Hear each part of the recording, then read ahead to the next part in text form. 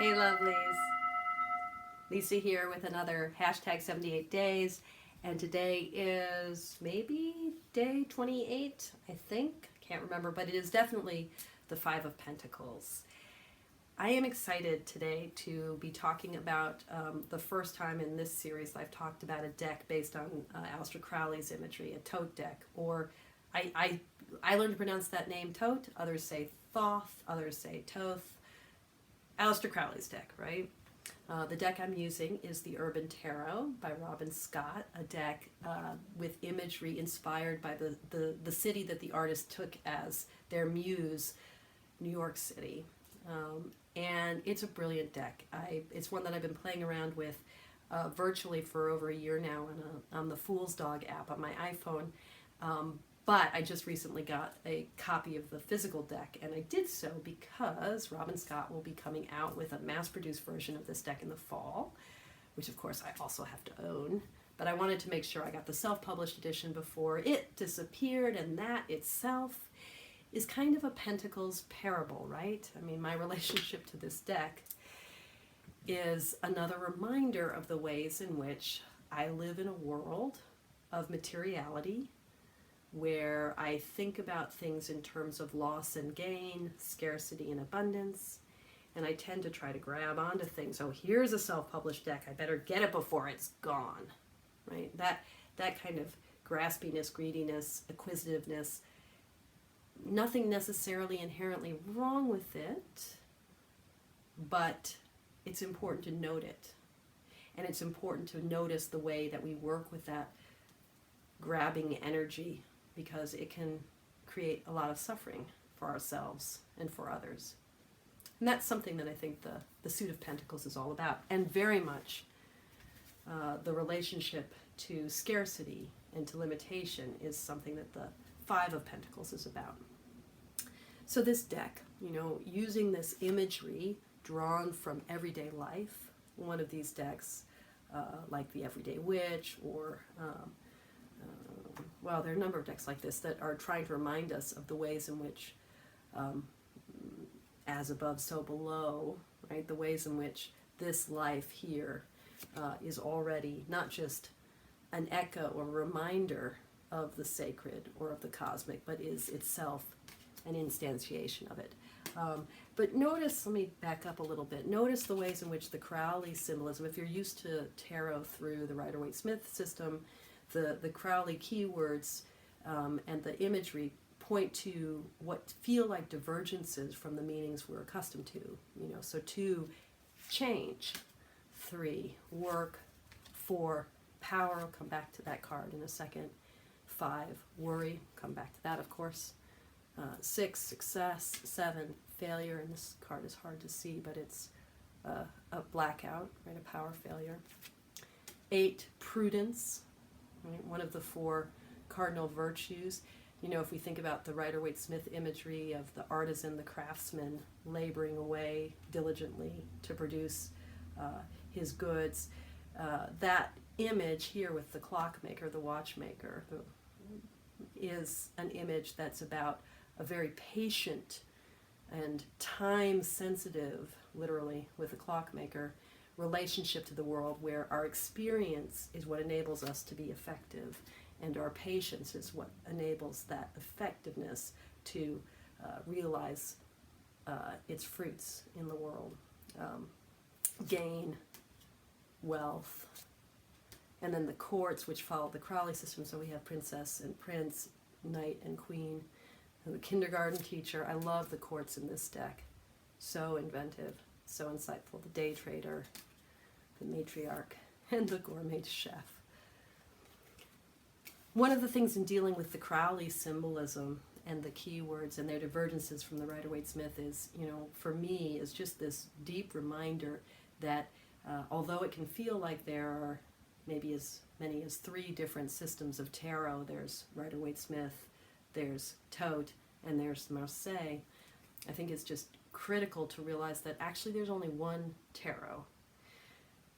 This game that originated in Italy in the mid-1400s and then gets reinterpreted over the centuries in different publishers' hands, different artists' hands, different communities. So the divergences between the Crowley system, say, and the Rider-Waite-Smith system, these divergences are really, I think, valuable to look at and to interpret and to read across the systems, to think not so much on what's a five of discs for Crowley and that's somehow really categorically different from the five of pentacles, but instead to think about the ways in which these two dialects, as it were, of the same language reveal different shades and nuances of one overarching meaning that we can piece together by working across decks and across systems.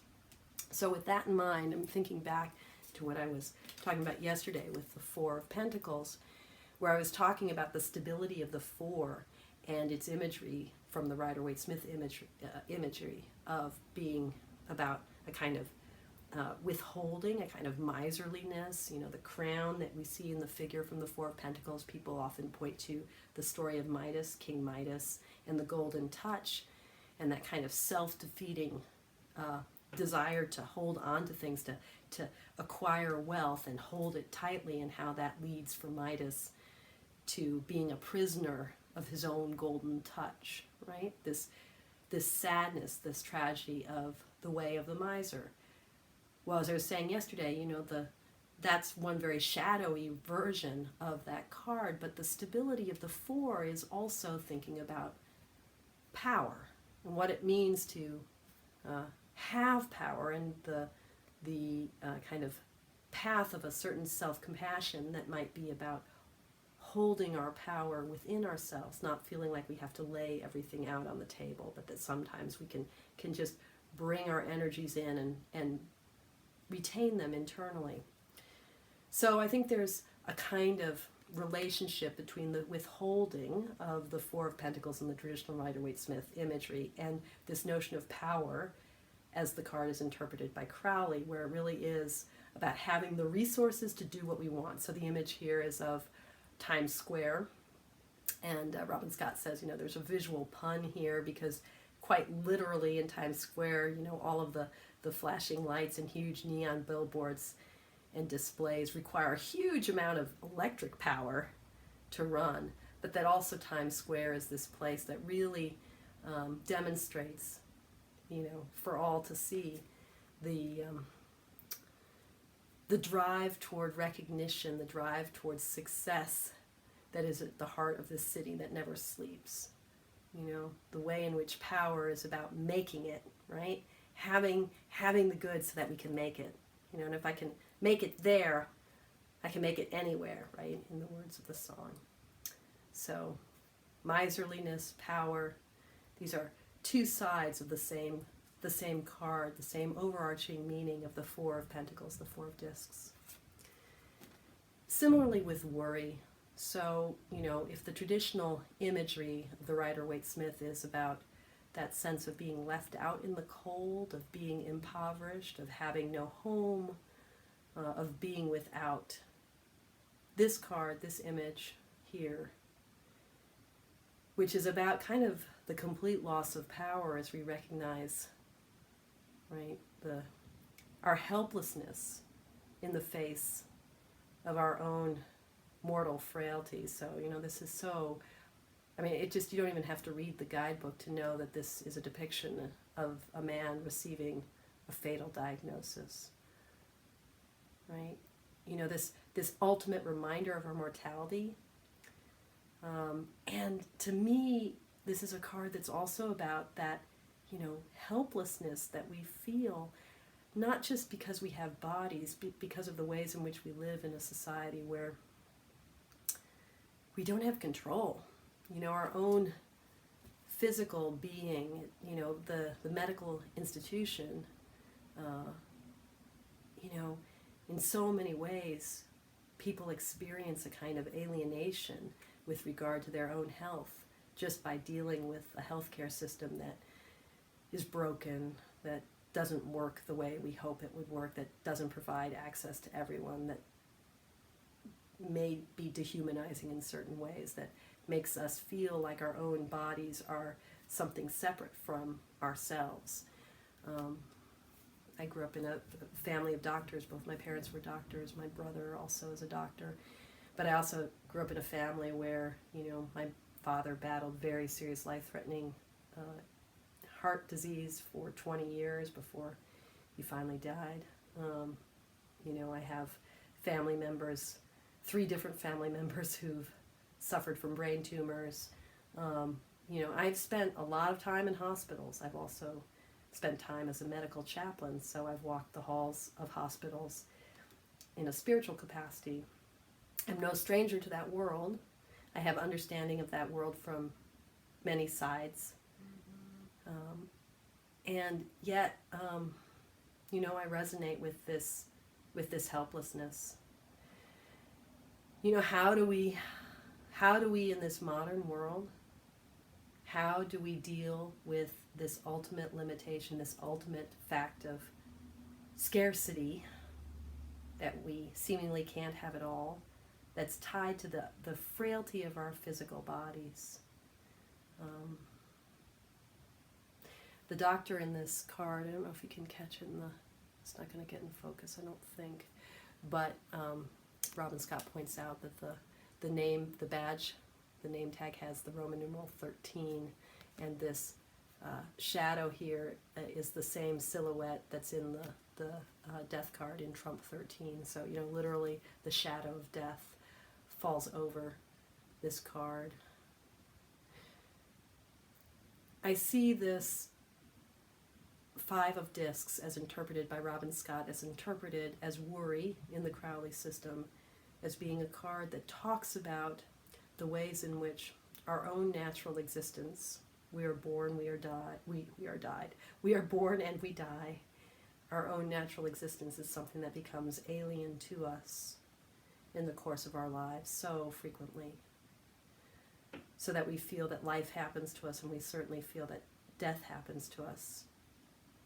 In that relationship to the ultimate limitations of our life, the limitation that death bespeaks, where do we find our power? Where do we find our stability? How do we feel at peace when the ultimate finality of our life does not feel like it is ours to control? In one way, what this card points to is how social relationships might be the thing that help us overcome this sense of scarcity, this sense of loss, this sense of lack of power, disempowerment. There is no relationship between these 2 figures. We don't see the face of the patient. We don't see the eyes of the doctor. All we see is this image of the body projected on a screen, and this sort of disembodied set of hands. We need to connect. We need to connect with each other. We need to feel our common humanity. We need to feel community. The 5 of discs, like the Rider-Waite-Smith 5 of Pentacles, points to the sorrow that comes when we feel shut out from community.